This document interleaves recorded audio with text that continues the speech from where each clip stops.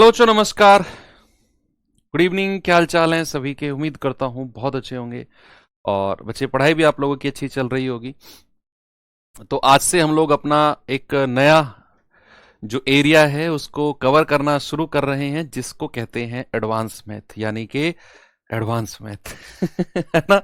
Advance math मतलब advance math. तो advance math में हमारे कौन कौन से चैप्टर्स आते हैं, थोड़ा सा आज हमारी फर्स्ट क्लास है एडवांस मैथ की। तो थोड़ी सी चीजें भी डिस्कशन मुझे करनी है, जैसे अर्थमेटिक के टाइम पर मैंने शुरू में आपसे डिस्कस की थी। तो जो लोग प्रॉपर एडवांस मैथ पढ़ने वाले हैं, आज से बच्चे एक्टिव हो जाइए। मैंने कल भी आपको बोला था कि जिन लोगों का अर्थमेटिक तक ही पार्ट था, मेंसुरेशन तो उनके में भी आती है सिलेबस में जहां अर्थमेटिक आता है, लेकिन जहां एडवांस का कुछ भी पार्ट नहीं आता है, तो उन लोगों का सिलेबस कंप्लीट हो गया है। बचा हुआ पार्ट हमारा अब एडवांस शुरू होने वाला है आज से। तो जो लोग सीजीएल की तैयारी कर रहे हैं, सीएचएसएल की कर रहे हैं, जो लोग किसी भी ऐसे एग्जाम की तैयारी कर रहे हैं जहां पर आपके ज्योमेट्री, एलजेब्रा, ट्रिग्नोमेट्री वगैरह आते हैं, तो आप लोग अब एक नई कॉपी बना लीजिए और नए सिरे से हम चीजों को शुरू करेंगे। अर्थमेटिक में क्या था कि चीजें रिलेट कर रही थी एक चैप्टर से दूसरे चैप्टर पे। एक ऐसा फॉर्मूला था जिसने बड़ा सर में दर्द कर दिया था। जहां कहीं कुछ नहीं लग रहा वहां एलिगेशन लगा दो, एलिगेशन एलिगेशन, यानी कि चीजें कहीं ना कहीं एक दूसरे से रिलेट कर रही थी। अब यहां पर ऐसा नहीं है। यहां पर अर्थमेटिक का कोई भी डिस्कशन नहीं होगा। मैं ऐसा नहीं कहूंगा कि ये चीज हमने उस चैप्टर में पढ़ी थी। इनकी बातें आपस में अलग होंगी। ओके। तो चलिए बच्चे, सबसे पहले थोड़ा सा डिस्कशन करते हैं कि कौन कौन से चैप्टर हैं और किस किस सीरीज में हम ये चैप्टर्स कवर करेंगे। ओके। तो सबसे पहले तो एडवांस मैथ। एडवांस मैथ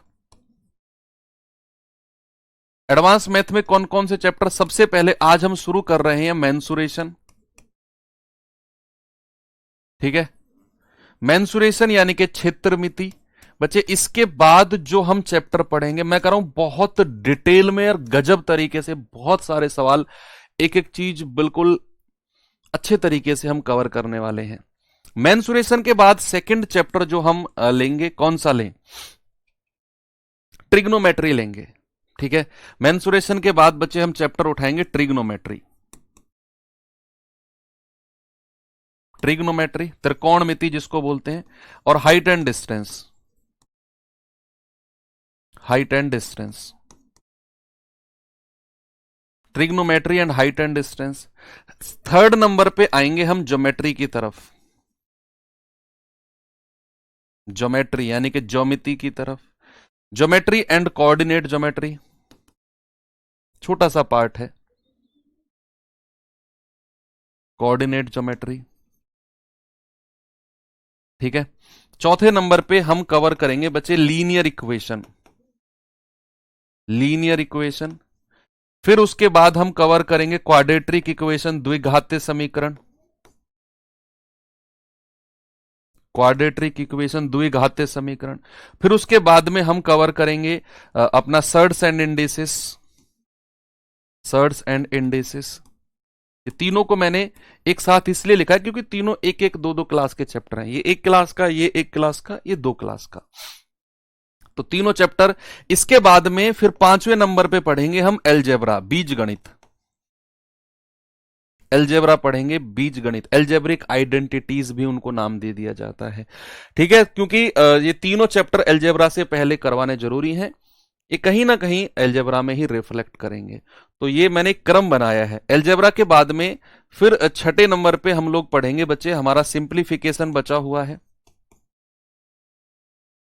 छोटे छोटे, इसमें छोटे छोटे चैप्टर बहुत हैं भाई। देखो, लीनियर इक्वेशन छोटा है, क्वाड्रेटिक छोटा है, सर्च छोटा है, सिंप्लीफिकेशन छोटा चैप्टर है, कोऑर्डिनेट छोटा है, हाइट एंड डिस्टेंस छोटा है। बड़े चैप्टर कौन कौन से हैं? वैसे मेंसुरेशन बड़ा है, ट्रिग्नोमेट्री बड़ा है, ज्योमेट्री बड़ा है, और आपका एलजेब्रा भी छोटा है। तीन चैप्टर बड़े बड़े हैं बस। ठीक है। सातवें नंबर पे फिर हम पढ़ेंगे बच्चे अपना सिंप्लीफिकेशन के बाद ये जो छोटे छोटे चैप्टर बोल रहा हूं ना मैं, ये एक एक दो दो क्लास के चैप्टर हैं। एक एक दो दो 2 महीने सर लग जाएंगे एडवांस में।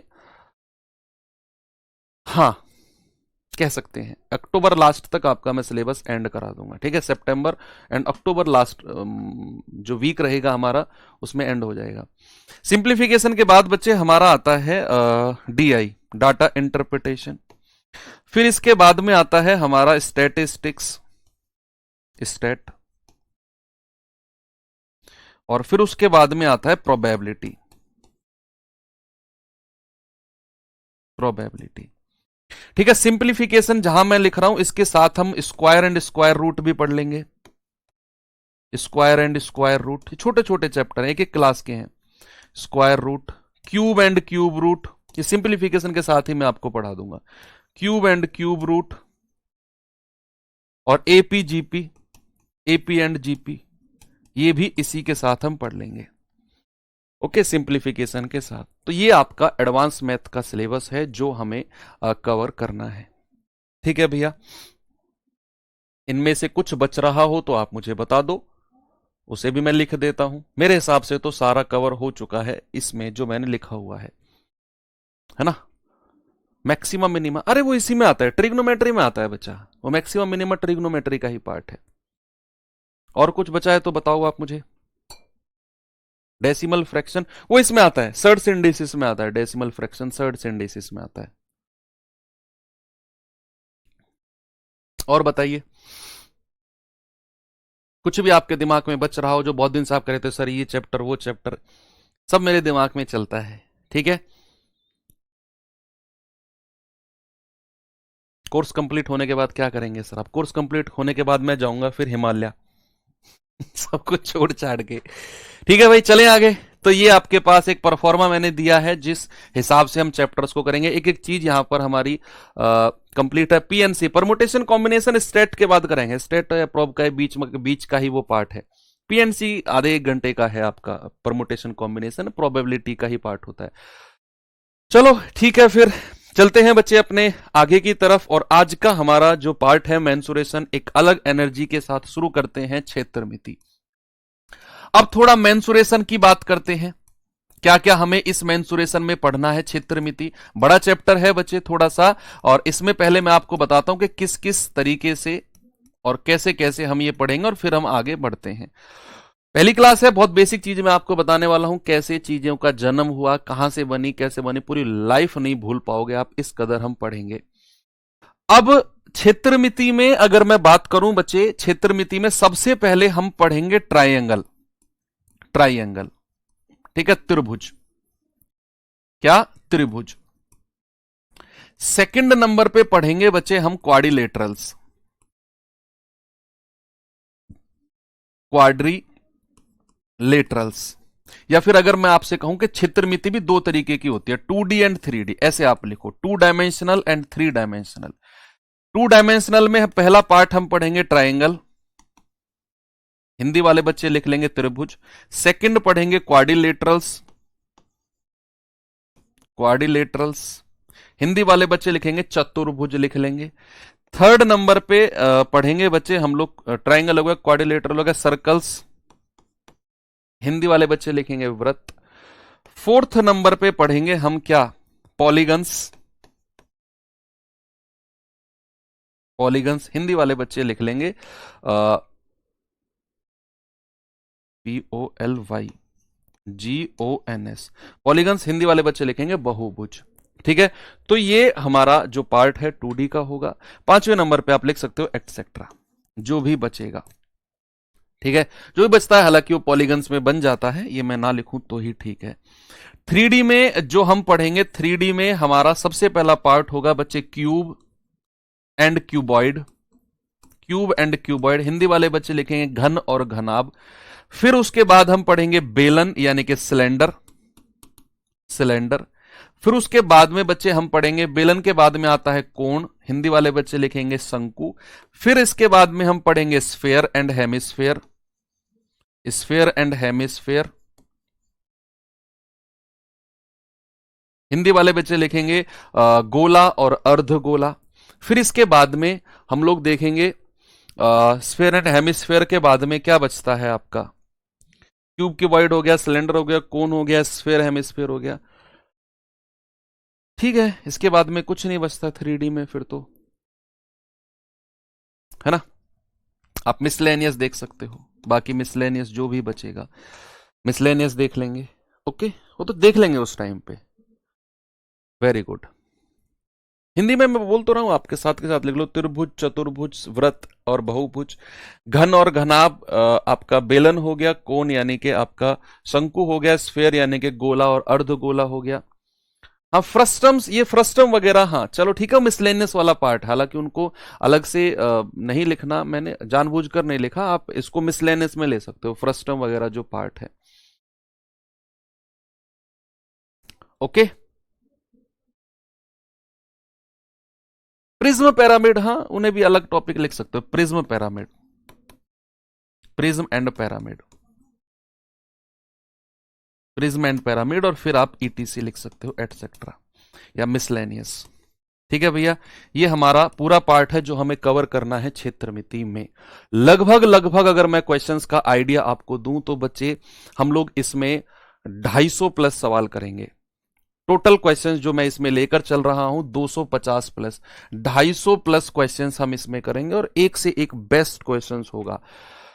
तो चलिए स्टार्ट करते हैं अपनी 2D मेंसुरेशन से। और 2D मेंसुरेशन में बच्चे हम लोग स्टार्ट करते हैं ट्राइंगल से। यस, करते हैं श्री गणेश। तो ट्राइंगल हमारा चैप्टर आज शुरू होता है। ट्राइंगल क्या होता है? ट्राइंगल क्या होता है बच्चे? त्रिभुज। कैसे बनता है त्रिभुज? क्या कंडीशन होती है त्रिभुज की? त्रिभुज मतलब अगर मैं बात करूं बच्चे, त्रिभुज, त्रि मतलब क्या होता है? त्रि मतलब होता है तीन, और भुज मतलब होता है भुजा। यानी कि त्रिभुज का मतलब होता है बच्चे तीन भुजाओं वाली आकृति, तीन भुजाओं वाली, तीन भुजाओं वाली एनक्लोज्ड फिगर, यानी कि बंद आकृति आप कह सकते हो, बंद आकृति, बंद आकृति। इंग्लिश वाले बच्चे लिखेंगे enclosed figure of three sides ही क्या होती है? हमारी ट्राइंगल होती है। अब बहुत सारे ट्राइंगल होते हैं, अलग अलग तरह के ट्राइंगल होते हैं, और क्लासिफिकेशन अभी मैं आपको बताऊंगा। लेकिन उससे पहले, सबसे पहले हम देखेंगे कि ट्राइंगल की प्रॉपर्टी क्या होती है, सॉरी ट्राइंगल बनता कैसे है, क्या कंडीशन होती है ट्राइंगल बनने की।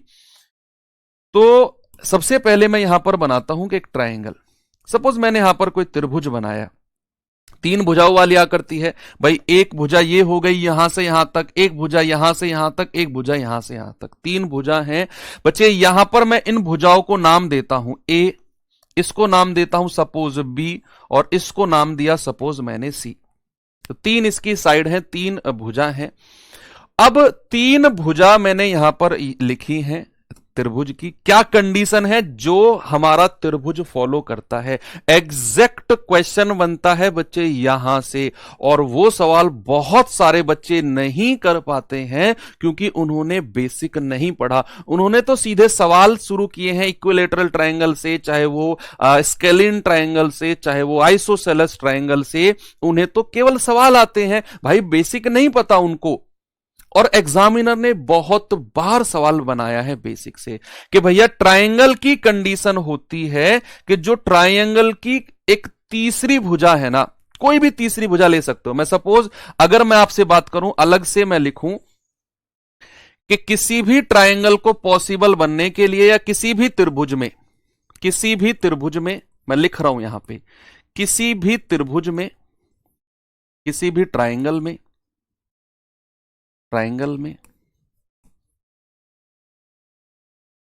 सम of two sides, sum of two sides, दो भुजाओं का योग, हिंदी वाले बच्चे लिखते रहो साथ के साथ, दो भुजाओं का योग, sum of two sides should be greater than the third side. Hindi वाले बच्चे क्या लिखेंगे? किसी भी ट्रायंगल में, किसी भी त्रिभुज में दो भुजाओं का योग तीसरी भुजा से बड़ा होगा।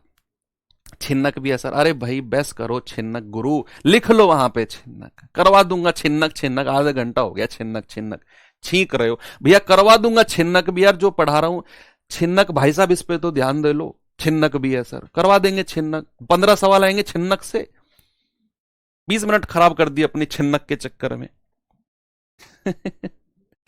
देखो यहां पर मैंने आपसे बोला कि किसी भी त्रिभुज में sum of two sides should be greater than the third side. किसी भी त्रिभुज में दो भुजाओं का योग तीसरी भुजा से बड़ा होना चाहिए। अब चाहे मैं वो कंडीशन अगर कहूं कि a प्लस बी, इन भुजाओं का योग बड़ा होगा किससे, c से। दूसरा अगर मैं कहूं b प्लस सी, वो बड़ा होगा किससे, a से। तीसरा अगर मैं बात करूं तो c प्लस a, ये बड़ा होगा किससे, b से। एक कंडीशन तो किसी भी त्रिभुज की ये बनती है, एक कंडीशन तो ये बनती है। ग्रेटर देन और इक्वल्स टू नहीं, ग्रेटर देन ही होगा बच्चे, ग्रेटर देन ही होगा, इक्वल नहीं होगा। दो भुजाओं का योग हमेशा तीसरी भुजा से बड़ा होना चाहिए। दूसरा अगर मैं बात करूं बच्चे, दूसरी कंडीशन इसकी क्या है कि किसी भी त्रिभुज में दो भुजाओं का योग, दो भुजाओं का डिफरेंस, दो भुजाओं का डिफरेंस, दो भुजाओं का डिफरेंस तीसरी भुजा से, तीसरी साइड से या तीसरी भुजा से कम होगा। योग तो तीसरी भुजा से ज्यादा होगा और डिफरेंस तीसरी भुजा से कम होगा। जैसे मैं आपसे कहूं कि दो भुजाओं का डिफरेंस अगर मैं कहूं, ये डिफरेंस का साइन है, डिफरेंस जो होगा वो लेस देन होगा सी से। अगर मैं बी और डिफरेंस, ये माइनस का साइन है, डिफरेंस का साइन है, बी डिफरेंस सी लेस देन होगा ए से और सी डिफरेंस ए लेस देन होगा बी से। ये एक दूसरी कंडीशन बनती है किसी भी त्रिभुज को बनने के लिए। ठीक है भाई, यहां पर मैंने आपसे बोला, मैं अभी किसी की बात ही नहीं कर रहा हूं, समबाहु, समद्विबाहु, राइट एंगल, फाइट एंगल में बात ही नहीं कर रहा हूं। मैं बात कर रहा हूं केवल कि किसी भी ट्राइंगल में sum of two sides should be greater than the third side and difference of two sides should be less than the third side. दो भुजाओं का योग तीसरी भुजा से बड़ा होना चाहिए और दो भुजाओं का डिफरेंस, अंतर, तीसरी भुजा से छोटा होना चाहिए। अब ये कंडीशन से आपको मैं एक सवाल देता हूं, इसी कंडीशन को फॉलो करते हुए बच्चे एक सवाल मैं आपके सामने रखता हूं। सपोज मैंने आपसे बोला है कि कोई त्रिभुज है जिसकी पॉइंट मैंने ए बी सी रख दिए, इसकी भुजाओं को मैंने रखा है, एक रखा है 8 और एक रखा है सपोज मैंने 13। आप मुझे बताओ ऐसे कितने त्रिभुज पॉसिबल हो सकते हैं, ऐसे कितने ट्रायंगल पॉसिबल हो सकते हैं जिसकी एक भुजा 8 है और दूसरी भुजा 13 है। कितने ऐसे त्रिभुज, यानी कि ये साइड जितनी पॉसिबल हो सकती है वैल्यूज इस साइड की, उतने त्रिभुज रख सकते हैं हम। तो कौन कौन सी इसकी साइड हमारी पॉसिबल होंगी, अपने आप में सोचो और बताओ मुझे। ये साइड की वैल्यू किस किस संख्या के बीच में होगी, ये आप मुझे बता दो, बता सकते हैं आप? आप कहेंगे सर एक भुजा 8 है दूसरी 13 है, तो सर तीसरी भुजा डिपेंड करेगी कि हमारी जो तीसरी भुजा है, सपोज इसको मैंने मान लिया बी या एक्स मान लिया, सपोज मैंने इसको, जो हमारी तीसरी भुजा एक्स है ना बच्चे, वो ग्रेटर देन, बड़ी होगी डिफरेंस इन दोनों के डिफरेंस के। तो 13 और 8 का डिफरेंस कितना हुआ बच्चे, 5। 13 और 8 का डिफरेंस, और छोटी होगी, ये भुजा छोटी होगी इन दोनों के योग से, तो 13 और 8 कितना, 21। क्या ये बात समझ में आई आपको कि भैया जो ये तीसरी भुजा हमारी होगी ना, ये भुजा हमारी इन दोनों के डिफरेंस 13 और 8 का डिफरेंस से तो बड़ी होगी और इन दोनों के योग से छोटी होगी। तो क्या क्या हो सकती है, 6 हो सकती है, 7 हो सकती है, 8 हो सकती है, 9 हो सकती है, 10 हो सकती है, 11, 12, 13, 14, 15, 16, 17, 18, 19 और 20, ये भुजाएं हमारी हो सकती हैं। तो कितने ऐसे पॉसिबल हमारे ट्रायंगल हो गए कि भैया जिनकी एक भुजा 8 और दूसरी 13 हो सकती है? तो सर ऐसे 1 2 3 4 5 6 7 8 9 10 11 12 13 14 15, सर ऐसे 15 ट्रायंगल्स होंगे। कितने? 15 possible triangles. 15 possible triangles, 15 triangles होंगे, 15 वैल्यू होंगी जो 5 से बड़ी होंगी और 21 से छोटी होंगी, तो 15 ही हमारे पॉसिबल ट्राइंगल हो सकते हैं। ऐसे ही सवाल बने हैं आजकल, एसएससी के ट्रेंडिंग क्वेश्चन है ये। बहुत बेसिक बात उसने पूछ ली और बच्चों ने पढ़ी नहीं, उनको पता ही नहीं है। एक और सवाल बच्चे अगर इसी का ही मैं आपसे पूछूं जरा, कि सपोज मैंने यहां पर कोई त्रिभुज बना दिया, मैंने उसकी एक भुजा को मैंने ले लिया 3 और एक भुजा को मैंने ले लिया 4, तो आप मुझे बताओ ऐसे कितने त्रिभुज पॉसिबल हैं जिनकी एक भुजा 3 है और एक भुजा 4 है? ऐसे कितने कितने ट्रायंगल पॉसिबल हैं? बच्चे जल्दी से मुझे आपका जवाब मिलना चाहिए भाई। अब ऐसे कितने ट्रायंगल पॉसिबल हैं, आप मुझे बता सकते हो क्या?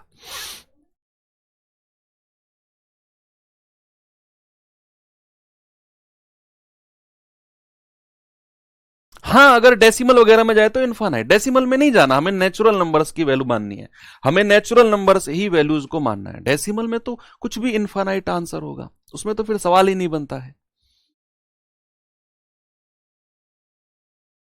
बताइए भाई, जो ये बी सी की वैल्यू होगी, सपोज मैंने इसको एक्स माना, अब जो ये एक्स होगा ये ग्रेटर देन होगा किससे? इन दोनों के डिफरेंस से। तो 4 और 3 का डिफरेंस 1, और लेस देन होगा इन दोनों के योग से, 4 और 3 7। तो एक्स की वैल्यू बच्चे 1 से बड़ी होनी चाहिए और 7 से छोटी होनी चाहिए। तो 2 हो सकती है, 3 हो सकती है, 4 हो सकती है, 5 हो सकती है, 6 हो सकती है।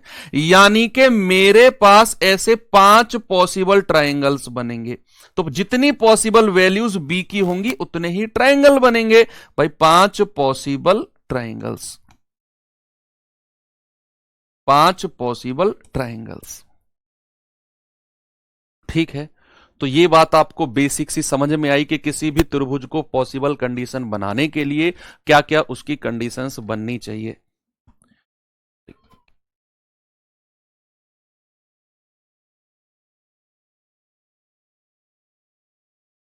चलिए ठीक है भाई। अब ये तो हो गया कि त्रिभुज बनने के लिए क्या कंडीशन पॉसिबल है। अब मैं आपसे बात करता हूं कि क्लासिफिकेशन ऑफ ट्रायंगल्स, ट्रायंगल की क्लासिफिकेशन, अलग अलग जगह ट्रायंगल को क्लासिफाई किया गया है। यहां पर टॉपिक डालेंगे classification, classification of triangle, triangle यानी कि त्रिभुज का वर्गीकरण, त्रिभुज का वर्गीकरण। एक एक चीज दिमाग में बिल्कुल सटीक तरीके से सेट होने वाली है आपके। त्रिभुज के नाम जानते होंगे लेकिन उनको अरेंज, प्रॉपर तरीके से अरेंज अब मैं करने वाला हूं। वर्गीकरण, त्रिभुज का वर्गीकरण। बच्चे दो तरीके से त्रिभुज का वर्गीकरण किया गया है, on the basis of angle and on the basis of side. यानी कि on the basis of angle, on the basis of angle, Hindi वाले बच्चे लिखेंगे कोण के आधार पर, कोण के आधार पर। और दूसरा बनता है on the basis of side, on the basis of side, भुजाओं के आधार पर, भुजाओं के आधार पर, आधार पर। ठीक है भाई। Very good. चलो, अब अगर मैं बात करूं कि कोण के आधार पर त्रिभुज कैसे कैसे बनते हैं। पहला त्रिभुज बनता है बच्चे कोण के आधार पर, हालांकि एंगल्स के बारे में हम ज्योमेट्री में बहुत डीप में पढ़ेंगे, बहुत डिटेल में हम एंगल्स के बारे में पढ़ेंगे। तो पहला कोण के आधार पर कौन सा ट्रायंगल है? सपोज अगर मैं पहले ट्रायंगल का नाम लेता हूं तो बच्चे बनता है acute angle, acute angle triangle, acute angle triangle, यानी कि जिसको बोलते हैं न्यून कोण त्रिभुज, न्यून कोण त्रिभुज। ठीक है, न्यून कोण त्रिभुज लिख लेना यहां पर। न्यून कोण त्रिभुज क्या होता है बच्चे? न्यून कोण त्रिभुज होता है एक ऐसा ट्रायंगल जिसके सभी एंगल्स हमारे 90 डिग्री से कम हो, जिसके सभी कोण हमारे 90 डिग्री से कम हो। ये थीटा है, मतलब कोई भी एंगल की मैं बात करूंगा, कोई भी थीटा, अल्फा, बीटा, कुछ भी हो सकता है। तो जिसका एंगल एक भी एंगल हो सकता है जिसका एंगल जो होगा हमारा लेस देन 90 डिग्री होगा। क्या बात की मैंने? जिसका एंगल लेस देन 90 डिग्री होगा। मेंसुरेशन में, जीडी में कितने क्वेश्चन आते हैं बच्चे? एक सवाल भी आ सकता है, दो भी आ सकते हैं, एक तो मिनिमम आएगा ही आएगा।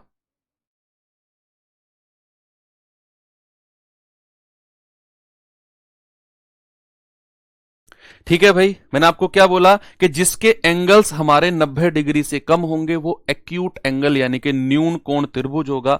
दूसरा बनता है हमारा बच्चे समकोण त्रिभुज यानी कि right angle triangle. Right angle triangle, right angle triangle यानी कि जिसको बोलते हैं समकोण त्रिभुज। क्या बोलते हैं बच्चे? समकोण त्रिभुज। राइट एंगल ट्रायंगल क्या होता है? राइट एंगल ट्रायंगल होता है जिसका एक एंगल यानी कि जिसका वन एंगल, एक कोण, जिसका एक एंगल 90 डिग्री के बराबर होगा बच्चे। जिसका एक कोण किसके बराबर होगा? एक कोण 90 डिग्री के बराबर। ये आपके रिवीजन के लिए मैं नोट्स तैयार करवा रहा हूं और उसको इस तरीके से बनाया जाता है कि एक एंगल तो हमारा 90 डिग्री होना ही चाहिए। एक एंगल तो हमारा 90 डिग्री होना ही चाहिए बच्चे। तीसरा हमारा बनता है अधिक कोण त्रिभुज यानी कि obtuse angle triangle. Obtuse angle triangle, obtuse angle triangle यानी कि अधिक कोण त्रिभुज। अधिक कोण त्रिभुज। अधिक कोण त्रिभुज क्या होता है? कुछ इस तरीके से बनता है। ये कुछ इस तरीके से, ये मैंने बनाया, ये लाइन खींची, ये एंगल यानी कि जिसका वन एंगल, एक कोण जो होगा one angle greater than 90 degree होगा। एक कोण जो होगा बच्चे वो किसके 90 डिग्री से ज्यादा होगा। ये वाला एंगल हमारा 90 डिग्री से ज्यादा होगा, उसको बोलेंगे अधिक कोण त्रिभुज यानी कि ऑब्ट्यूज एंगल ट्रायंगल। तो तीनों बात आपको क्लियर हो गई कि जब मैंने बात करी किसकी बच्चे? मैंने जब बात करी कि on the basis of angles, कोण के आधार पर त्रिभुज हमारे तीन तरह के होते हैं। एक होता है एक्यूट एंगल ट्रायंगल, मैं रिवीजन भी साथ के साथ आपको कराते चल रहा हूं।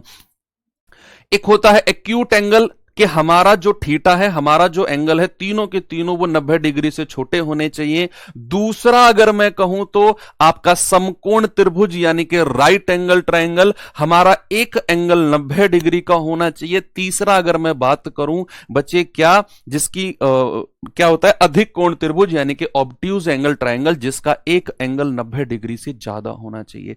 तो on the basis of angle तीन तरह के हमारे ट्रायंगल बनते हैं। बात आती है on the basis of side यानी कि भुजाओं के आधार पर कितने तरह के त्रिभुज होते हैं। चलो देखते हैं भुजाओं के आधार पर भी कि बच्चे सबसे पहला अगर मैं बात करूं, झारखंड पुलिस के लिए इंपॉर्टेंट है भाई, सबके लिए इंपॉर्टेंट है यार। आप ऐसे ऐसे सवाल करते हो, मैं इनके बीच में अगर फंसा रहा तो फिर चीजें नहीं बन पाएंगी।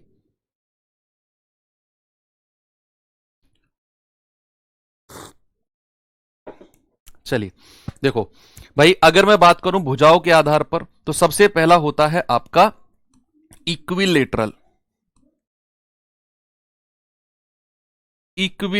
ट्राइंगल। इक्विलेटरल ट्राइंगल यानी कि जिसको बोलते हैं समबाहु त्रिभुज। अभी इन्हें डिटेल में भी पढ़ेंगे, आप ये मत कहना कि सर बस यही इतना ही पढ़ना है क्या। इनको बहुत डिटेल में पढ़ेंगे, इनके ऊपर क्वेश्चंस भी बहुत सारे हम करने वाले हैं। तो समबाहु त्रिभुज यानी कि ऐसा त्रिभुज जिसकी तीनों भुजाएं, देखो इक्वी मतलब होता है बराबर यानी कि इक्वल, और लेटरल यानी कि साइड।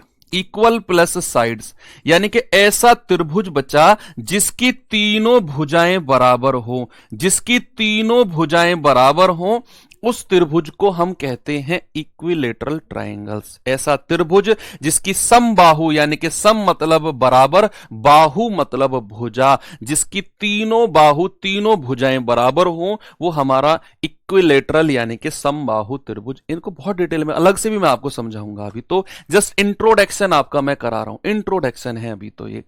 दूसरा अगर मैं बात करूं बच्चे स्केलीन ट्रायंगल, या स्केलीन से पहले आइसोसेलस पढ़ते हैं, आइसोसेलस ट्रायंगल, आइसोसेलस ट्रायंगल यानी कि समद्विबाहु, समद्विबाहु। संधि विच्छेद करना आता है, संधि विच्छेद करना जरा। सम मतलब होता है इक्वल, द्वि मतलब होता है दो, बाहु मतलब होता है भुजा। ऐसा त्रिभुज जिसकी दो भुजा, द्वि मतलब दो, सम मतलब इक्वल, बाहु मतलब भुजा, ऐसा त्रिभुज जिसकी दो भुजा बराबर हो बचा, उसको हम क्या कहेंगे? Isosceles triangle. यानी कि ये भुजा ए और ए बराबर कर दी और तीसरी भुजा को मैंने बी मान लिया। तो ऐसा त्रिभुज जिसकी दो साइड इक्वल हो, दैट इज कॉल्ड आइसोसेलस यानी कि समद्विबाहु त्रिभुज। और तीसरा इसमें आता है बच्चा scalene, scalene triangle, scalene triangle यानी कि विषम बाहु, विषम बाहु त्रिभुज, विषम बाहु त्रिभुज। विषम बाहु त्रिभुज क्या होता है बच्चे? विषम बाहु त्रिभुज यानी कि ऐसा त्रिभुज जिसकी तीनों भुजाएं अलग अलग हों, जिसकी तीनों भुजाएं अलग अलग हों, वो हमारा विषम बाहु त्रिभुज बनता है। ऐसा त्रिभुज जिसकी तीनों साइड अलग अलग हो, वो हमारा विषम बाहु त्रिभुज बनता है। ये है हमारी क्लासिफिकेशन ऑफ ट्रायंगल, त्रिभुज की क्लासिफिकेशन। ठीक है, भद्रबाहु त्रिभुज क्या होता है? भद्रबाहु त्रिभुज ये कौन सा है भाई साहब? भद्रकाल पढ़ लिया क्या? राखी पर नाम सुना होगा बहुत सारा, भद्रकाल चल रहा है, 1:30 बजे राखी बंधेगी। बाहुबली त्रिभुज, कौन कौन से त्रिभुज निकाल के ला रहे हो? खाली पाओ। सुनो, acute angle, right angle, obtuse angle हमारे एंगल के बेसिस पर हैं। On the basis of sides, भुजा के आधार पर इक्विलेटरल, आइसोसेलस और स्केलीन ट्रायंगल। भुजा यानी कि तीनों भुजा बराबर, हमारा इक्विलेटरल समबाहु, दो भुजा बराबर समद्विबाहु, और अगर तीनों भुजा अलग अलग हैं तो विषमबाहु, स्केलीन ट्रायंगल। ठीक है, चलो इतनी बात क्लियर है। अब हम स्टार्ट करते हैं बच्चे अपने त्रिभुज से, और मैं स्टार्ट करूंगा स्केलीन ट्रायंगल से। सबसे पहले जन्म इसी का हुआ था, जिसका जन्म सबसे पहले हुआ था, सबसे पहले हम उसको पढ़ेंगे। स्केलीन ट्रायंगल एक ऐसा त्रिभुज है जो सबसे पहले आया था, और इसी को ही आगे आगे आगे आगे इक्विलेटरल, आइसोसेलस वगैरह में बांटा गया है। इनके बारे में एक्यूट एंगल, राइट एंगल, इनके एक्यूट एंगल, ऑब्ट्यूज एंगल के बारे में हम लोग पढ़ेंगे कहां? ज्योमेट्री, ये एंगल्स के बारे में काम आते हैं। राइट एंगल का यूज हम यहां पर पढ़ेंगे। जो हम यहां पर अब मेंसुरेशन में पढ़ने वाले हैं वो चार त्रिभुज पढ़ेंगे, इक्विलेटरल, आइसोसेलस, स्केलीन और राइट एंगल, ये चार त्रिभुज पढ़ेंगे। बाकी एक्यूट और ऑब्ट्यूज एंगल ये हमारे उसमें काम आएंगे ज्योमेट्री में। क्लासिफिकेशन थी इसलिए मैंने आपको यहां बता दिया है। चलिए स्टार्ट करते हैं बच्चे अपने पहले त्रिभुज से, जिसका नाम है हमारा scalene triangle. Scalene triangle, scalene, scalene triangle यानी कि विषम बाहु, विषम बाहु त्रिभुज, विषम बाहु त्रिभुज। ठीक है, एक ऐसा त्रिभुज जिसकी तीनों भुजाएं अलग अलग हों, ऐसा त्रिभुज जिसकी तीनों भुजाएं। अब सुनो बच्चे, अब पते की बात मैं आपसे करने वाला हूं। मेंसुरेशन एक ऐसा चैप्टर है जिसमें चीजें फॉर्मूले से चलेंगी। अर्थमेटिक में मैंने हो सकता है कि नाम मात्र के ही फॉर्मूले आपको पढ़ाए हों, एक आध चैप्टर में अगर जरूरत पड़ी हो तो, एक आध टाइप में। लेकिन एडवांस मैथ में ऐसा कुछ भी नहीं है। एडवांस मैथ में आपको अगर फॉर्मूले आते हैं तो आप सवाल करोगे, अगर फॉर्मूले नहीं आते हैं तो सवाल आपसे नहीं होगा। स्पेशली अगर मैं बात करूं कि मेंसुरेशन की, बाकी एक दो चैप्टर्स में जुगाड़ लगवा दूंगा मैं आपका, जुगाड़ लगवा दूंगा मतलब कि जैसे अलजेब्रा वगैरह हम पढ़ेंगे तो वहां मैं आपका जुगाड़ लगवा दूंगा कि फॉर्मूला नहीं पता तो ये जुगाड़ लगा लो, कुछ तरह के सवालों में। मेंसुरेशन में ऐसा जुगाड़ नहीं लग सकता है, ठीक है।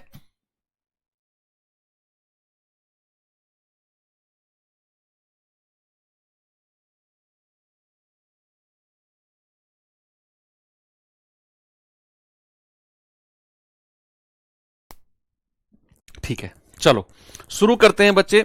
मैं क्या करूंगा, मैं एक एक ट्राइंगल लिखूंगा, उनके फॉर्मूलेज लिखूंगा और फिर उनके सवाल आपको कराने वाला हूं, ठीक है। तो ये कोई त्रिभुज है बच्चे, सपोज। सबसे पहले बात करते हैं परिमाप की। सबसे पहले इसमें एक वर्ड आता है परिमाप। परिमाप, पेरीमीटर, जिसको क्या बोलते हैं, पेरीमीटर। पेरीमीटर ये आपके ना अलग पेज में लिखना चाहिए, अलग पेज में सारे फॉर्मूलेज लिख कर सामने दीवार पे चिपका देना। मैंने ऐसे ही किया था जब मैं तैयारी कर रहा था, तो सारे मेंसुरेशन के फॉर्मूले मेरे 2-3 पेज पे लिखे हुए थे A4 शीट पे, और जो मेरा स्टडी टेबल था उसके सामने जब तक मेरा सिलेक्शन फाइनल नहीं हो गया था वो चिपके रहे थे लास्ट तक। हालांकि मुझे रट गए थे वो फॉर्मूले, लेकिन फिर भी मैं उनको लिखे रखता था। जब भी एग्जाम होता था तो वो रिवीजन के टाइम पे काम आते थे मेरे। तो मैंने बोला है पेरीमीटर। बच्चे पेरीमीटर की डेफिनेशन क्या है याद रखना, चाहे मैं त्रिभुज की बात करूं, चाहे मैं चतुर्भुज की बात करूं, मैं किसी की भी बात करूं, अगर मैं पेरीमीटर बोलूंगा ना तो सारी भुजाओं का योग ही पेरीमीटर होता है। परिमाप जहां भी मैं आपको बोलूंगा तो परिमाप का मतलब है कि सारी भुजाओं को जोड़कर बता देना कि सर ये परिमाप है। अगर मैंने यहां आपसे पेरीमीटर पूछा तो सारी तीनों की तीनों भुजा अलग अलग हैं, बेशक कोई दिक्कत नहीं है, उसको बोलते हैं पेरीमीटर। क्या बोलते हैं बच्चे, परिमाप। अगर मैं आपसे पूछूं कि इसका अर्ध परिमाप क्या होगा, अर्ध परिमाप, अर्ध परिमाप क्या आप मुझे बता सकते हो कि इसका अर्ध परिमाप यानी कि सेमी पेरीमीटर क्या होगा, semi perimeter. Semi perimeter, semi perimeter यानी कि एस से मैं उसको डिनोट करूंगा। बच्चे सेमी पेरीमीटर होता है परिमाप का आधा। भाई लिखा हुआ है ना अर्ध परिमाप, तो परिमाप कितना है, a प्लस बी प्लस सी और उसको डिवाइड बाई 2, ये होता है आपका सेमी पेरीमीटर। क्या होता है बच्चे, सेमी पेरीमीटर यानी कि अर्ध परिमाप। अब बात आती है क्षेत्रफल पे, बात आती है किस पे बच्चे, पेरीमीटर पढ़ा, सेमी पेरीमीटर पढ़ा, अब बात आती है क्षेत्रफल पे यानी कि एरिया पे, एरिया पे, एरिया। तो क्षेत्रफल क्या होता है बच्चा, क्षेत्रफल के लिए दो तरीके से चीजें डिफाइन होती हैं। क्षेत्रफल के लिए दो तरीके से चीजें डिफाइन होती हैं। एक तो अगर मैं क्या काम करूं कि मान लो इस पॉइंट से मैंने इस पॉइंट पर एक लाइन परपेंडिकुलर डाली है। परपेंडिकुलर यानी कि जो इस पॉइंट से लाइन स्टार्ट हुई और सामने वाली भुजा पे 90 डिग्री का कोण बनाती है, 90 डिग्री का कोण बनाती है। अब वो किसी पे भी बना सकती है, इस वाली भुजा पे बना सकती है, ये वाली लाइन इस पे बना सकती है, और ये वाली लाइन इस पे बना सकती है 90 डिग्री का कोण। 90 डिग्री का कोण बनना चाहिए, 90 डिग्री का। तो हमारा जो क्षेत्रफल होता है बच्चे, सपोज इस वाली लाइन को मैंने x नाम दिया है या h1 नाम दिया है, h1, इस वाली को मैंने h2 नाम दिया है और इस वाली को h3 नाम दिया है। तो भैया एरिया जो होगा ना, एरिया जो होगा वो हो जाएगा हमारा 1/2 गुणा आधार गुणा ऊंचाई, 1/2 गुणा आधार गुणा ऊंचाई, 1/2 गुणा बेस गुणा हाइट, ऊंचाई। ठीक है भैया। तो अगर मैं बात करूं आपसे कि आधार क्या है सर, अगर मैं आधार सी को मानता हूं, अगर मैं आधार सी को मानता हूं तो इसकी ऊंचाई कितनी है h1। तो एरिया का फॉर्मूला एक तो ये हो गया, एरिया का फॉर्मूला एक तो ये हो गया कि भैया मैंने कहा अगर मैंने आधार सी को माना तो सी के ऊपर जो ऊंचाई पड़ी हुई है वो है h1। तो पूरे त्रिभुज का जो एरिया होगा 1/2 गुणा सी गुणा h1। अगर मैं बात करूं कि इस वाली भुजा की बात करता हूं तो एरिया क्या हो जाएगा 1/2 गुणा बी गुणा, और इसके ऊपर जो ऊंचाई, इसके ऊपर जो आपकी परपेंडिकुलर है वो कितना है h3। और अगर मैं बात करूं बच्चे इस वाली भुजा की तो आपका एरिया हो जाएगा 1/2 गुणा ये वाला आधार कितना है a, और इसके ऊपर जो हमारा परपेंडिकुलर है वो है h2। ये तीनों हमारे एरिया बन जाएंगे, तीनों के तीनों जो हैं हमारे एरिया बन जाएंगे। बात क्लियर है। अब आप में से ऐसा कोई धुरंधर है जो मुझे उस तरीके का नाम बता दे, उस फॉर्मूले का नाम क्या होता है जिसको हम सेमी पेरीमीटर, अर्ध परिमाप का यूज करके फॉर्मूला लिखते हैं, क्या नाम है उसका, क्या बोलते हैं उस फॉर्मूले को, कोई बताएगा मुझे। ये तो हो गया इसका हमारा आधार गुणा ऊंचाई से फॉर्मूले, कि अगर हमें किसी भी त्रिभुज में आधार दिया हो, उसके ऊपर एक परपेंडिकुलर डाला हो, एक लंब डाला हो, एक परपेंडिकुलर डाला हो, तो आधार गुणा परपेंडिकुलर ही हमारा एरिया बनाएगा। ये इस त्रिभुज की बात नहीं है बच्चे, किसी भी त्रिभुज की बात है। मैं आपसे क्या बोल रहा हूं, किसी भी त्रिभुज की बात है, किसी भी त्रिभुज की, चाहे वो स्केलिन ट्रायंगल हो, चाहे वो आपका समबाहु त्रिभुज हो, चाहे वो आपका समद्विबाहु त्रिभुज हो। तो याद रखना जो फॉर्मूला मैं आपको स्केलिन में लिखवा रहा हूं ना, वो हर त्रिभुज में लगेंगे, हर त्रिभुज में।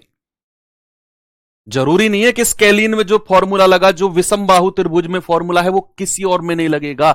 बच्चे आप लगा के देख लेना किसी भी त्रिभुज में। मैंने कहा ना सबसे पहले जन्म इसका हुआ था, इसी के ही बच्चे हैं वो जो आगे हम पढ़ेंगे, तो इसके सारे फॉर्मूले उनमें लगेंगे।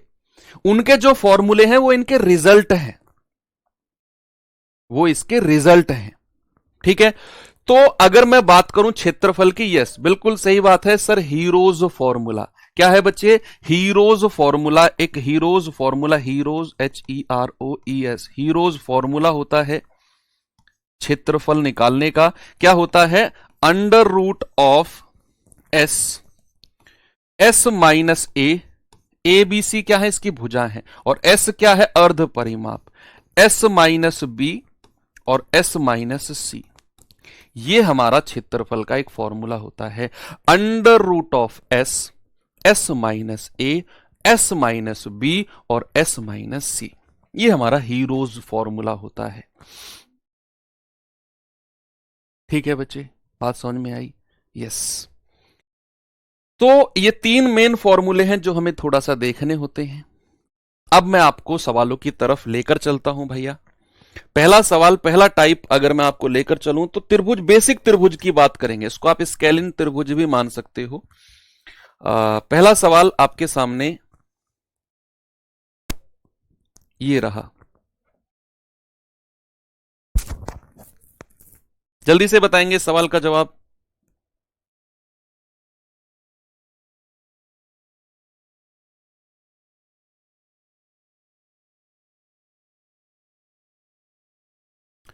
सवाल है त्रिभुज की तीन भुजाओं की संभावित लंबाई क्या हो सकती है, कोई बताएगा आप मुझे, आप में से मुझे बताओ बताओ बताओ जल्दी से, किसका जवाब सबसे पहले आएगा। किसी भी ट्रायंगल की पॉसिबल साइड्स क्या हो सकती हैं जी, मैंने बोला था कि दो भुजाओं का योग तीसरी से बड़ा होगा और दो भुजाओं का डिफरेंस तीसरी से छोटा होगा।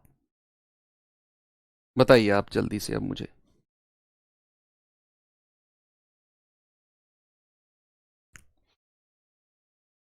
क्या ऑप्शन नंबर ए हो सकता है, क्या ऑप्शन नंबर बी हो सकता है, क्या ऑप्शन नंबर सी हो सकता है, या ऑप्शन नंबर डी हो सकता है।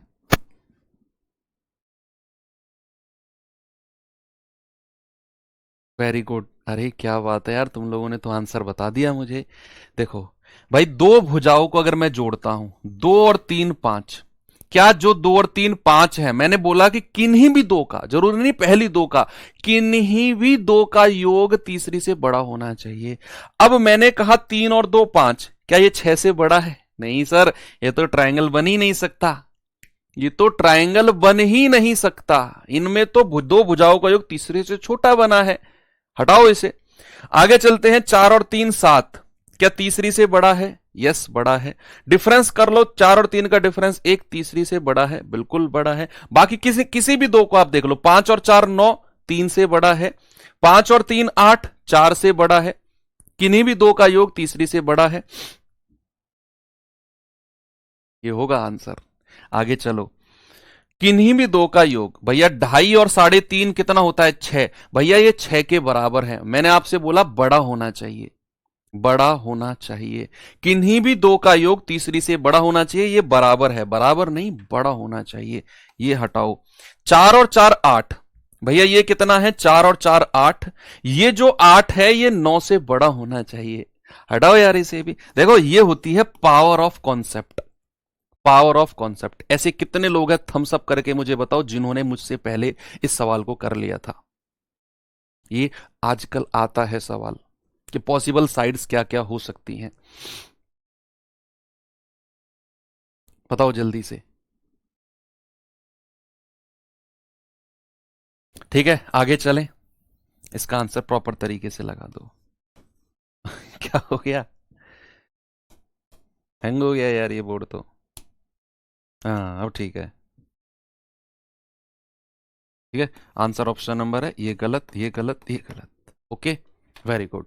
अब मैं आपको लेकर चलता हूं आगे, आगे लेकर चलता हूं बच्चे अगले सवाल की तरफ। पहला सवाल है आपके सामने, ये रहा, मतलब सेकंड क्वेश्चन है। सवाल है, किसी त्रिभुज की भुजाएं 1/2, 1/3, 1/4 के अनुपात में है। यदि त्रिभुज का परिमाप 52 है तो त्रिभुज की सबसे छोटी भुजा की लंबाई बताओ क्या होगी। त्रिभुज का परिमाप क्या होता है जी? सारी भुजाओं का योग, सम।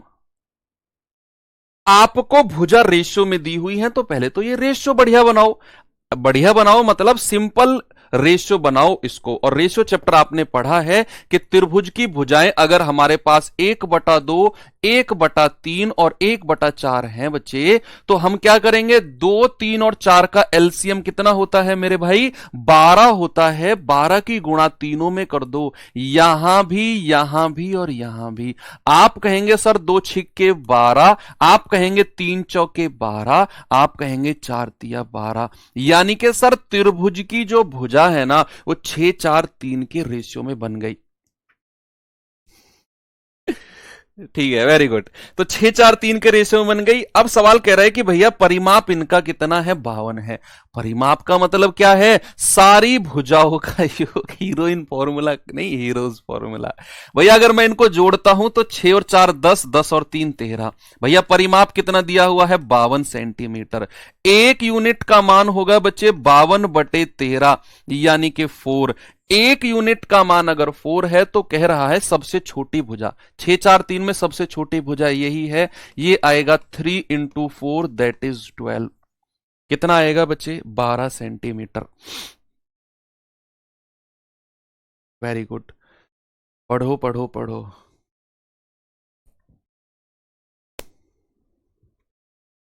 सर कभी कभी पढ़ने का मन नहीं करता है।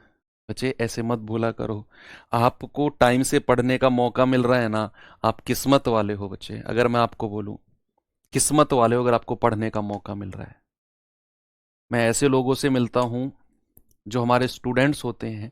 मैं मैं आपको कभी ज़्यादा इधर उधर की बातें नहीं करता हूँ, प्रॉपर यहीं पे फोकस करता हूँ। लेकिन कई बार मुझे ऐसे लोग मिलते हैं। एक बार क्या हुआ कि मैंने कुछ ऑर्डर किया जोमेटो से, और जो ऑर्डर देने आया था ना, वो स्टूडेंट था हमारा। और उस बंदे के चेहरे पे बिल्कुल भी ये भाव नहीं था कि सर मेरे घर की कंडीशन खराब है या फिर ये है फलाना दिक्कत है। मतलब बिल्कुल एनर्जेटिक था वो बंदा। मैंने कहा जॉब कैसी चल रही है? सर एकदम मस्त चल रही है। सर 10 घंटे की जॉब होती है, 14 घंटे मेरे पास बचती हैं, 6-7 घंटे सोने खाने पीने में लगा देता हूँ, बाकी 5-6 घंटे मस्त पढ़ता हूँ सर। बाकी जॉब में भी अगर कोई ऑर्डर नहीं आता है तो मैं बाइक पे बैठकर ही वीडियोस वगैरह देख लेता हूँ। कल मैं एक शॉपिंग कॉम्प्लेक्स में गया था ग्रोसरी वगैरह कुछ लेने सामान, तो वहाँ की जब मैं बिलिंग करा रहा था तो एक गार्ड खड़ा था वहाँ।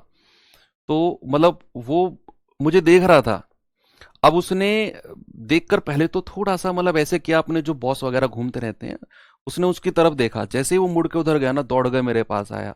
मतलब वो बंदा इतना एनर्जेटिक था ना, मैं उससे भी मैंने पूछा जॉब वगैरह सर एकदम मस्त चल रही है, कोई दिक्कत नहीं है, 8 घंटे की नौकरी है, 16 घंटे मिलते हैं, उसमें मैक्सिमम टाइम मैं निकालता हूँ, मैक्सिमम टाइम। मतलब वो लोगों के पास, मतलब मुझे लिटरली बड़ा इमोशनल हो गया मैं, कि अक्सर लोग एक्सक्यूज देते हैं कि यार सर हम घर की कंडीशन खराब है, हमारे घर पे पढ़ने को मुझे टाइम नहीं मिलता है, मेरी माँ बीमार है, पापा नहीं कमाते हैं, ये है फलाना। एक बार भी उस बंदे ने मुझसे ऐसा नहीं बोला, एक बार भी। वो कह रहा है सर मैं कमा रहा हूँ, अपनी माँ को इलाज में लगाता हूँ, मुझे कोई प्रॉब्लम नहीं है, कमाना बुरी बात थोड़ी है सर। अगर मैं खुद कह रहा है कि सर अगर मैं ये बहाना बनाने लग जाऊं कि मैं पढ़ाई नहीं कर पा रहा हूँ क्योंकि मैं कमा रहा हूँ, तो ऐसे तो सर दुनिया बहाना बनाने लग जाएगी। कह रहा है सर नेक्स्ट मुलाकात सिलेक्शन के बाद होगी, फाइनली उसने ये बोला। कह रहा बीच में मैं मिलूंगा ही नहीं सर आपको। अब देखो, मतलब ऐसे बहुत सारे लोग होते हैं, तो ऐसा एक्सक्यूज मत बोला करो सर मन नहीं कर रहा है कभी पढ़ने का। अगर आपको कोई काम नहीं करना पड़ रहा है ना कमाने के लिए, और आप केवल पढ़ रहे हो, बेशक आपके घर की कंडीशन कुछ भी है बच्चे, आप दुनिया के सबसे खुश नसीब इंसान हो। खुश नसीब ऐसे लोग हैं, खुद कमा, आप ही के बीच में बैठ के पढ़ रहे होंगे फाउंडेशन बैच में, कि जो लोग खुद कमाते हैं और तब जाकर घर भी चला रहे हैं और पढ़ भी रहे हैं। ऐसे भी लोग आपके साथ बैठकर पढ़ रहे हैं। तो सवाल है, एक त्रिभुज की भुजाओं की लंबाई 5 सेंटीमीटर, 7 सेंटीमीटर, 10 सेंटीमीटर है, तो त्रिभुज का क्षेत्रफल ज्ञात करो, क्या होगा। तीनों भुजाएं अलग अलग है ना, तीनों भुजाएं अलग अलग हैं। तो सवाल कह रहा है कि भैया तीनों भुजाएं अगर अलग अलग हैं, कोई त्रिभुज है, तो सबसे पहले तो उसका पेरीमीटर बताओ। पेरीमीटर क्या होगा सर, पेरीमीटर होगा 5 + 7 + 10। कितना होगा बच्चे, 7 और 5 12 और 10 22। अब इसका अर्ध परिमाप सेमी पेरीमीटर बताओ। सर सेमी पेरीमीटर होगा परिमाप का आधा यानी कि 11, परिमाप का आधा यानी कि 11। अब हमारा हीरोज फॉर्मूला कहता है कि त्रिभुज का एरिया बच्चे एस, और एस माइनस ए, और एस माइनस बी, और एस माइनस सी। एबीसी क्या है, इन भुजाओं को मान लेना। एबीसी क्या है बच्चे, इन भुजाओं की वैल्यूज हैं। अगर मैं यहां आपसे कहूं कि under root of S, S कितना है बच्चे 11, गुणा एस माइनस ए, 11 में से पहली वाली भुजा घटा दो 11 माइनस 5, 11 में से दूसरी वाली भुजा घटा दो 11 माइनस 7, और 11 में से तीसरी वाली भुजा घटा दो 11 माइनस 10। अरे भाई कितना आंसर आ गया, आप कहेंगे 11 गुणा 11 में से 5 गए 6, 11 में से 7 गए 4, और 11 में से ये गया तो 1। Very good. अब यहां से क्या मैं कॉमन ले सकता हूं, सर 4 जो है ना ये परफेक्ट स्क्वायर है, पूर्ण वर्ग है, तो ये जब रूट से बाहर आएगा तो 2 बाहर आएगा, और अंडर रूट, अब तो कोई पूर्ण वर्ग नहीं है, एक को तो हटाओ, और 11 छिक्के 66। भैया हमारा जो एरिया है कितना बन गया, 2√66। कितना बन गया, 2√66 हमारा बिल्कुल सही जवाब है। आगे चले, वेरी गुड। अगले सवाल पे आपको मैं लेकर चलूंगा बच्चे, ये सवाल देखेंगे जरा, बताएंगे इसका जवाब भाई। सवाल है, किसी त्रिभुज की 3 भुजाओं की लंबाई 12, 15 और 21 सेंटीमीटर है, त्रिभुज का क्षेत्रफल बताओ। देखो आज मैंने आपको बेसिक त्रिभुज बताए, विषमबाहु त्रिभुज के फॉर्मूलेज लिखवाए। एक पेज अलग लिख लेना, अलग साइड में आज ही A4 शीट या अपनी कॉपी का पेज फाड़ के उस पे विषमबाहु, ऐसे बीच में से आपका पेज होगा ना, ऐसे ऐसे बीच में से एक लाइन खींचना, यहां लिखना विषमबाहु त्रिभुज, और इतने में उसके फॉर्मूलेज आ जाएंगे। इस पेज को किसी कॉपी के बीच में रख लेना। जब हमारी पूरी मेंसुरेशन खत्म होगी तो हो सकता है कि ऐसे ऐसे 2 पेज आपके भर जाएं, फिर दोनों पेज को उठाना और दीवार पे चिपका देना। ठीक है, अभी से ही लिखते चलो अलग अलग उस पेज में। वो पेज जब आपकी मेंसुरेशन खत्म होगी तैयार हो जाएंगे आपके। ऐसा नहीं है कि सर जब मेंसुरेशन हो जाएगी तब एक साथ ही सारे फॉर्मूलेज लिखेंगे, ऐसा नहीं। मैं अपनी स्ट्रेटेजी आपको बता रहा हूं जो मैं यूज करता था। चलो, कह रहा है कि किसी त्रिभुज की तीनों भुजाओं की लंबाई है 12, 15, 21। तो त्रिभुज का एरिया बता दो कितना होगा। What is the area of that triangle. तीनों भुजाएं अलग अलग है ना, 12, 15, 21। यस। तो सबसे पहले तो इसका पेरीमीटर बताओ, परिमाप क्या होगा सर। 12 प्लस 15 प्लस 21 कितना आएगा बच्चे। आप कहेंगे 2 और 5 7 और 1 8, 1 और 2 और 2 4, 48 आएगा। जरा मुझे सेमी पेरीमीटर बताना। सेमी पेरीमीटर आएगा 48 बटा, तो ये आएगा 24। कल परसों ना मैं, हाँ परसों मैं, हमारे मेरे भतीजा है एक, तो नेफ्यू है, मैं उसकी पीटीएम में गया। तो एक तो पढ़ने में ठीक है, दो नेफ्यू हैं दो भतीजे, एक तो पढ़ने में बहुत अच्छा है, एक पढ़ने में, समझ जाओ मैं क्या कहने वाला हूँ, ऐसा है। तो उसके पीटीएम में मैं गया, तो वहां मैं मिला टीचर से। तो सामने अकस्मात मैथ्स का ही टीचर आ गया, और उसके थे 20 में से 10 नंबर थे उसके, मेरे भतीजे के। मैं बच्चों को डांटता नहीं, मैंने कहा ठीक है मजे करो यार, तुम अभी पहली दूसरी तीसरी चौथी क्लास में है, फोर्थ क्लास में है वो। मैंने कहा पढ़ने के लिए उम्र पड़ी है, अभी मजे करो, एंजॉय करो। ऐसे मैं उनमें से नहीं जो डांटते हैं, पढ़ो ये करो वो करो, मार पिटे। यार क्या रखा है यार, सब पढ़ लेंगे, हम भी तो लास्ट में आके पढ़े 12वीं तक, या हम भी ऐसे ही थे। तो मैं उसके टीचर से बात करने लगा, मैंने कहा सर बताइए। एक फीमेल टीचर बैठी थी साथ में, बड़ी मतलब एकदम मेरे याद आ गया। 2 मिनट आप सुन लो, कभी मैं बात करता नहीं हूँ, आज मेरा मन है। तो मैंने उससे पूछा कि सर ये मैथ से मतलब इतना कमजोर क्यों। तो वो कहने लगा सर मैं ना 10 दिन 15 दिन की छुट्टी चला गया था, और तो इतने में वो फीमेल ने उसको काट दिया कि सर आपको तो पता ही है मैथ्स में, तो आपको उसने हाँ ऐसा बोला, सर आपको पता नहीं है कि मैथ्स में बहुत सारा रिवीजन की ज़रूरत होती है। कुछ चैप्टर्स ऐसे होते हैं मैथ्स में कि जिनमें कई बार बच्चा नहीं कर पाता है। और सर हम आपको पूरा एक्सप्लेन करके तो नहीं बता सकते, क्योंकि मैथ्स हर किसी को नहीं आता है, ये है वो है। मैं सुनता रहा, मैंने कहा हाँ हाँ अच्छा अच्छा। फिर मैथ्स वाला सर कहने लगे, हाँ सर मैथ्स एक ऐसा सब्जेक्ट है कि जिसमें बच्चा रिवीजन ना करे तो कम स्कोर आ जाएगा। इस बार इसको रिवीजन की ज़रूरत नहीं पड़ी।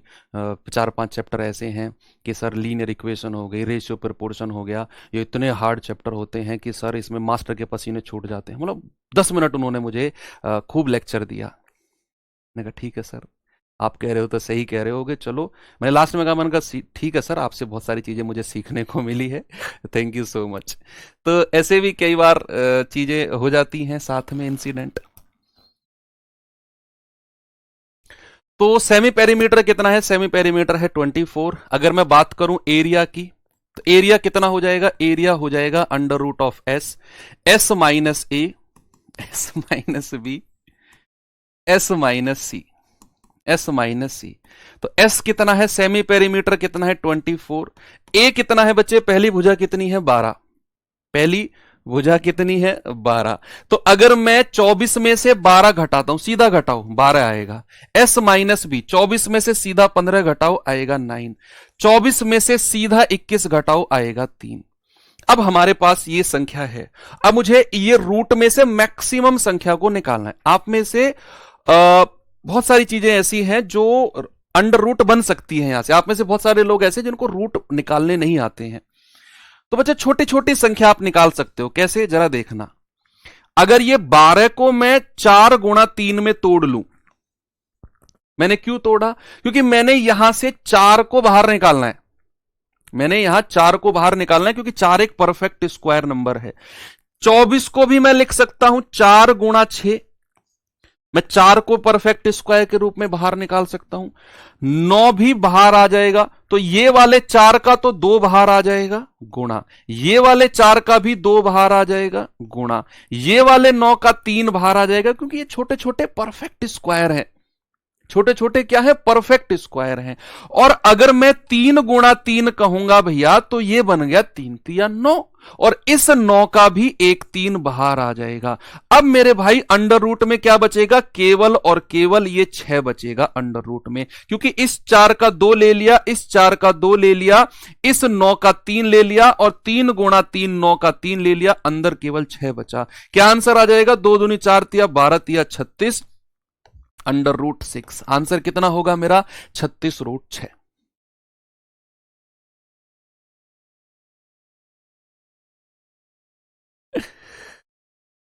ठीक है।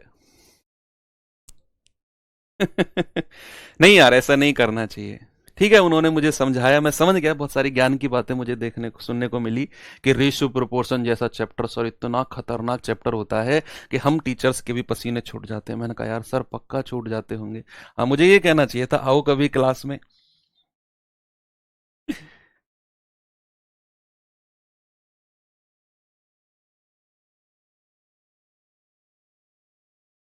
एक त्रिभुजाकार गत्ते की तीनों भुजाएं 13, 14, 15 हैं। 8.75 मीटर रुपए प्रति मीटर स्क्वायर की दर से रंगवाने के लिए क्या खर्चा होना चाहिए? बच्चे सुनना, जो ये भुजा है ना 13, 14, 15, इनका क्षेत्रफल निकालेंगे और वो आपने रट लेना है। ये 13, 14, 15 ऐसी भुजाएं हैं जो बार बार पूछी जाती हैं, बार बार पूछी जाती हैं। 13, 14, 15 ऐसी भुजाएं हैं, इसका क्षेत्रफल डायरेक्ट पूछा जाएगा। आपको एक हंसी की बात बताऊं, मेरा एग्जाम था, शायद मैंने एक बार सीजीएल का ही दिया था, सीजीएल का प्री था आई थिंक वो, और ये 13, 14, 15 का क्षेत्रफल मुझे रटा हुआ था। इसका क्षेत्रफल एरिया मुझे रटा हुआ था। मैंने जैसे एग्जाम में देखा यार 13, 14, 15, तो बाकी लोग तो लगाने में लग गए थे एस माइनस बी, और मुझे पता था कि 13, 14, 15 का एरिया ये होता है, फलाना होता है, अभी निकालेंगे, ऐसे नहीं बताऊंगा। वो मैंने डायरेक्ट लगा दे। बड़ा खुशी हुई है कि यार बहुत सारी चीजें मैथ्स में अगर याद रह जाएं तो कितना अच्छा लगता है। हालांकि कुछ लिमिटेड चीजें याद करनी चाहिए, सवाल रटना नहीं चाहिए, लेकिन 13, 14, 15 ऐसी वैल्यूज हैं जिनका एरिया आपने दिमाग में रखना है, इसीलिए मैं स्पेशली ये क्वेश्चन लेकर आया हूं। तो यहां पर सबसे पहले तो बताइए कि कोई त्रिभुजाकार गत्ता है, भुजाएं ये दे रखी हैं, कह रहा है कि उसको 8.75 रुपए प्रति मीटर के स्क्वायर से रंगना है। तो पहले तो इसका एरिया बताइए, पहले तो क्या, पहले तो इसका एरिया बताइए, एरिया कितना है। उस एरिया को 8.75 से गुणा करेंगे तब जाकर हमारा आंसर बन जाएगा।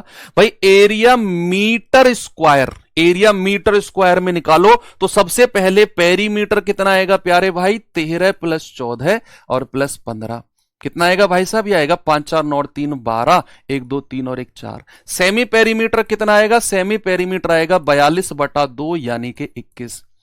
अब हमारा एरिया क्या हो गया, एरिया हो गया √(s) यानी कि 21, s माइनस ए, 21 में से 13 घटाएंगे तो 7 और 1 8, s माइनस बी, 21 में से 14 घटाएंगे तो 6 और 1 7, और 21 में से 15 घटाएंगे तो ये आएगा 6। अब यहां से हमें बहुत सारी चीजें रूट से बाहर मिल जाएंगी, बहुत सारी। तो भैया 21 को क्या मैं लिख सकता हूं 7 × 3, कोई दिक्कत है आपको, नहीं। 8 को मैं लिख सकता हूं 4 × 2, कोई दिक्कत है नहीं। इसको मैं लिख सकता हूं 3 × 2, कोई दिक्कत है नहीं। मैंने इनका फैक्टराइजेशन कर लिया। अब यहां पर मुझे पता है कि ये जो 4 है, बच्चे देखना परफेक्ट स्क्वायर कैसे निकालेंगे। ये 4 एक परफेक्ट स्क्वायर है, 2 बाहर आ जाएगा। ये 7 और 7 गुणा होंगे तो 7 7 49 बनाएंगे भैया। ये 7 और 7 गुणा होंगे 49 बनाएंगे, तो 1 7 बाहर आ जाएगा।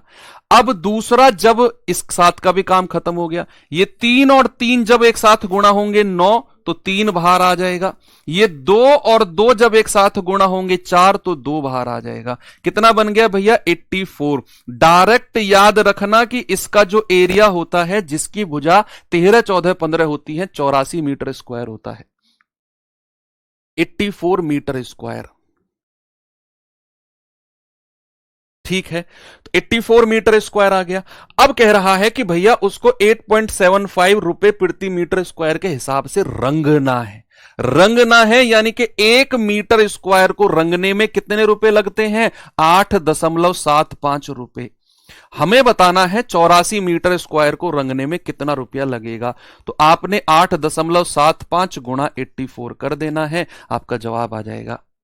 इसको भी कैलकुलेट करने का तरीका अगर मैं आपको बताऊं, जैसे ये 8.75 है, ऐसी वैल्यू कहीं भी आपको मिल जाए ना, पता है क्या किया करो, जैसे 8 + 0.75 इसको मैं कह सकता हूं, 0.75 को अलग मैंने कहा, और 0.75 का मतलब होता है 3/4, 3/4 होता है 0.75 का मतलब। तो 4 8 32, 32 और 3 35/4। तो 8.75 को हम 35/4 भी कह सकते हैं। सपोज अगर कहीं आपको ऐसे दिखा, मान लो 17.25, तो इसको मैं लिख सकता हूं 17 + 0.25, और 0.25 का मतलब होता है 1/4। तो 17 चौके 68, 68 और 1 69/4। ऐसे भी आप कर सकते हो, ठीक है। तो एक बार 4 नंबर चेक कर लो, अभी करूंगा बच्चे 4 नंबर चेक, डोंट वरी, कर लेंगे अभी। तो यहां पर हमारा जो आंसर है, इसको मैं क्या लिख सकता हूं, 8.75 को 3/4, 8 चौक 32 और 3 35/4 गुणा 84। 4 से जाएगा पूरा 21 बार, 21 पंजे 105, 10 21 तिया 63 और 10 73, 735। कहीं ऑप्शन में है क्या? यस, ऑप्शन नंबर बी हमारा सही जवाब है।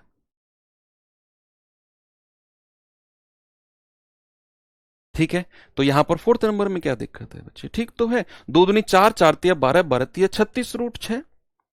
एस हमारा कितना है? 24, 24 में से 12 गए 12, 24 में से 15 गए 9, 24 में से 21 गए 3।